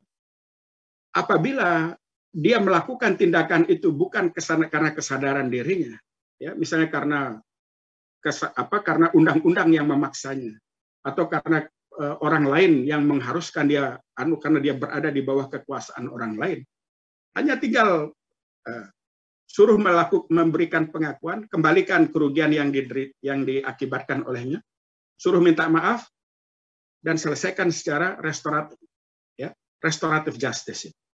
Karena dia tidak memiliki dasar niat untuk melakukan kejahatan. Tapi orang yang benar-benar melakukan kejahatan, hukum sesuai dengan ketentuan hukum yang berlaku. Bukan soal besar kecilnya perbuatan itu dinilai dengan uang, tapi dinilai pada perbuatannya, sandarannya itu pada perbuatan. Nah, oleh karena itu, di dalam konteks artificial intelligence ini, ingin saya katakan, hanya mereka yang melakukan tindakan yang bersandar pada kesadaran otonom itu saja, ya, yang bisa dimintakan pertanggungjawaban. Selebihnya, dia tidak bisa dimintakan pertanggungjawaban. Ya, oleh karena itu, kembali kepada isu tadi, ya, artificial intelligence tadi, ya, apakah dapat diberikan saya berpendapat sama dengan majelis, ya, hakim federal tadi. Dia bisa diberikan status sebagai inventor. Tetapi, ya, inventor itu penikmatnya itu adalah orang yang pertama kali menciptakan artificial intelligence pertama kali. Karena dia yang, tetapi bukan robot itu sendiri. Karena robot itu dikasih penghargaan atau tidak ada gunanya dia. Karena dia tidak bisa merasakan. Yang merasakan itu adalah mereka yang berinvestasi dalam artificial intelligence. Dan sekarang, ya, artificial intelligence yang tercipta di dunia itu sudah lebih dari 85 juta artificial intelligence. Bayangkan artinya itu lebih dari 85 juta otak yang bisa menjalankan miliaran fungsi di dalam kehidupan bersama ini. Dan itu akan lebih banyak lagi pada masa yang akan datang. Baru saya melakukan update itu terhadap kondisi artificial intelligence, ya, di era metatrends ini, ya, metatrends itu the exponential change that change the change. Jadi perubahan eksponensial yang merubah, ya, membuat perubahan, ya, perubahan yang membuat perubahan itu. Nah, ternyata itu ada 85 juta dan ini akan lebih banyak lagi pada masa yang akan datang. Kira-kira begitu respon saya, Pak Faisal Akbar Taqwa. Wah. Terima kasih Pak Haq, mencerahkan sekali Pak Haq. Baik, terima kasih Pak Faisal. Selamat malam, assalamualaikum, Prof. Saya dari Waalaikumsalam warahmatullahi wabarakatuh. Saya kebetulan ini tentang hak cipta. Hak cipta itu kan harusnya memang harus dulu nih, contoh kita banyak buku-buku yang dikarang oleh yang originalitas para pengarang atau penulisnya. Nah, dari situ kita kan banyak pembajakan. Makanya dari situ kita berbicara tentang originalitas buku yang diciptakan oleh penciptanya itu royaltinya dia sangat kehilangan karena adanya bajakan. Jangankan kita bajakan soal buku, kita aja soal hutan, pegunungan, kita juga hak cipta yang Maha Kuasa kita juga sudah habis. Makanya kita berbicara sampai kemana kita mempunyai hak perlindungannya negara, baik secara hukum maupun secara budayanya itu tentang buku. Sedangkan para penulis itu kan dia bersekolah dari S1 sampai S3, dia telah dipatenkan oleh dengan mendapatkan sarjana, pasca sarjana, hingga seorang dokter. Nah, maka kita sebagai anak muda yang orang-orang hukum, kita harus berlindung apakah kita akan musnah di tempat oleh orang yang tidak bertanggung jawab, maka kita perlu sampai di mana penerangan menurut Profesor. Terima kasih. Tentang perlindungan hak cipta. Ya. Ya, baik. Memang di sini diperlukan kesadaran. Sebetulnya satu kata kuncinya itu, di dalam hak cipta itu ada dua isu yang dilindungi ya, ada dua hak ya, Mas Kiki ya. Yang pertama itu adalah ada hak ekonomi dan yang paling utama itu hak moral.